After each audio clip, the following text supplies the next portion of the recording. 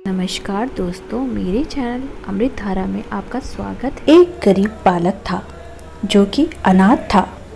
एक दिन वो बालक एक संत के आश्रम में आया और बोला कि बाबा, आप सबका ध्यान रखते हैं, मेरा इस दुनिया में कोई नहीं है, तो क्या मैं आपके आश्रम में रह सकता हूँ?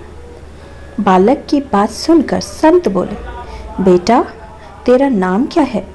उस बालक ने कहा, मेरा कोई नाम नहीं है। तब संत ने उस बालक का नाम रामदास रखा और बोले कि अब तुम यहीं आश्रम में रहना। रामदास वहीं आश्रम में रहने लगा और आश्रम के सारे काम भी करने लगा। उन संत की आयु 80 वर्ष की हो चुकी थी। एक दिन वो अपने शिष्यों से बोले कि मुझे तीर्थ यात्रा पर जाना है, तुम में से कौन मेरे साथ चलेगा और कौन आश्रम में रुकेगा? संत की बात सुनकर सारे शिष्य बोले कि हम आपके साथ चलेंगे, क्योंकि उनको पता था कि यहाँ आश्रम में रुकेंगे तो सारा काम करना पड़ेगा। इसलिए सभी बोले कि हम तो आपके साथ तीर्थ यात्रा पर चलेंगे। अब संत सोच में पड़ गए कि किस को साथ ले जाएं और किसे नहीं, क्योंकि आश्रम पर किसी का रुकना भी जरूरी था। बालक रामदास संत के पास आया और बोला, बाबा, अगर आपको ठीक लगे तो मैं यहीं आश्रम पर रुक जाता हूँ। संत ने कहा, ठीक है, पर तुझे काम करना पड़ेगा। आश्रम की साफ सफाई में भले ही कमी हो जाए, पर ठाकुर जी की सेवा में कोई कमी नहीं होनी चाहिए। रामदास ने संत से कहा कि बाबा, मुझे तो ठाकुर जी की सेवा करनी नहीं आती। आप बता दीजिए कि ठाकुर जी की सेवा कैसे करते हैं, फिर मैं कर लूँगा। संत रामदास को अपने साथ मंदिर ले गए। वहाँ उस मंदिर में राम दरबार की झांकी थी। श्री राम जी, सीता जी, लक्ष्मण जी और हनुमान जी। संत ने बालक को ठाकुर जी की सेवा कैसे करते हैं सब सिखा दिया। रामदास ने गुरुजी से कहा कि बाबा, मेरा इनका रिश्ता क्या होगा, ये भी बता दो। उन संत ने बालक रामदास से कहा कि तू कहता था ना कि मेरा कोई नहीं है, और आज से ये राम जी और सीता जी तेरे माता पिता हैं। रामदास ने साथ में खड़े लक्ष्मण जी को देखकर कहा, अच्छा बाबा, और ये जो पास में खड़े हैं वो कौन हैं? संत ने कहा, ये तेरे चाचा जी हैं। और हनुमान जी के लिए कहा, ये तेरे बड़े भैया हैं। रामदास सब समझ गया और फिर उनकी सेवा करने लगा। संत शिष्यों के साथ यात्रा पर चले गए। आज सेवा का पहला दिन था। रामदास ने सुबह उठकर स्नान किया, आश्रम की साफ सफाई की और भिक्षा मांग कर लाया, और फिर भोजन तैयार किया।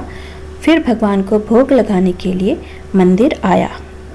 रामदास ने श्री राम, सीता, लक्ष्मण और हनुमान जी के आगे एक थाली रख दी और बोला, अब पहले आप खाओ, फिर मैं भी खाऊंगा। रामदास को लगा कि सच में भगवान बैठकर खाएंगे, पर बहुत देर हो गई, रोटी तो वैसी की वैसी थी। तब बालक रामदास ने सोचा, नया नया रिश्ता बना है तो शर्मा रहे होंगे। रामदास ने पर्दा लगा दिया। बाद में खोलकर देखा, तब भी खाना वैसा का वैसा पड़ा था। अब तो रामदास रोने लगा कि मुझसे सेवा में कोई गलती हो गई, इसलिए खाना नहीं खा रहे, और ये नहीं खाएंगे तो मैं भी नहीं खाऊंगा, और मैं भूख से मर जाऊंगा।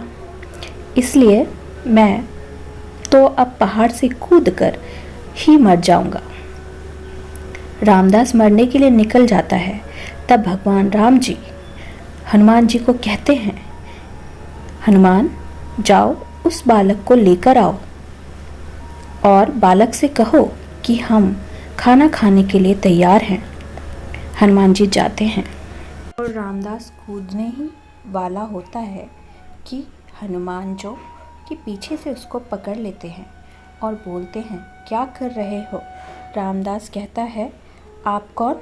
हनुमान जी कहते हैं, मैं तेरा भैया, इतनी जल्दी भूल गए? रामदास कहता है, अब आए हो इतनी देर से? वहाँ बोल रहा था कि खाना खा लो, तब आए नहीं, अब क्यों आ गए? तब हनुमान जी बोले, पिताश्री का आदेश है, अब हम सब साथ बैठकर खाना खाएंगे। फिर राम जी, सीता जी, लक्ष्मण जी और हनुमान जी साक्षात बैठकर भोजन करते हैं। इसी तरह रामदास रोज़ उनकी सेवा करता और भोजन करता। सेवा करते 15 दिन हो गए। एक दिन रामदास ने सोचा, घर में 5 लोग हैं, सारा काम मैं ही अकेला करता हूँ, बाकी लोग तो दिन भर घर में आराम करते हैं। मेरी माँ, बाप, चाचा, भाई तो कोई काम नहीं करते, सारे दिन खाते रहते हैं। मैं ऐसा चलने नहीं दूंगा। रामदास मंदिर जाता है और कहता है, पिताजी कुछ बात करनी है आपसे। राम जी कहते हैं, बोल बेटा, क्या बात है? रामदास कहता है कि घर में मैं सबसे छोटा हूँ और मैं ही सब काम करता हूँ। अब से मैं अकेले काम नहीं करूँगा, आप सबको भी काम करना पड़ेगा। आप तो बस सारा दिन खाते रहते हो और मैं काम करता रहता हूँ। अब से ऐसा नहीं होगा। राम जी कहते हैं, तो फिर बताओ बेटा, हमें क्या करना चाहिए? रामदास ने कहा, माता जी, अब से रसोई आपके हवाले और चाचा जी यानी कि लक्ष्मण जी, आप घर की सफाई करेंगे। भैया जी यानी कि हनुमान जी शरीर से मजबूत हैं, जाकर जंगल से लकड़ियाँ लाएंगे। पिताजी यानी कि राम जी, आप बाज़ार से राशन लाइए और घर में बैठकर पत्तल बनाएंगे। सब ने कहा, ठीक है, मैंने बहुत दिन अकेले सब काम किया, अब मैं आराम करूँगा। अब सभी साथ मिलकर काम करते हैं, एक परिवार की तरह सब साथ रहने लगे। एक दिन वो संत तीर्थ यात्रा से लौटे तो देखा आश्रम तो शीशे जैसा चमक रहा है। वो बहुत प्रसन्न हुए, मंदिर में गए और देखा कि मंदिर में मूर्तियाँ यानी कि प्रतिमाएं गायब हैं। संत ने सोचा, कहीं रामदास ने प्रतिमा बेच तो नहीं दी।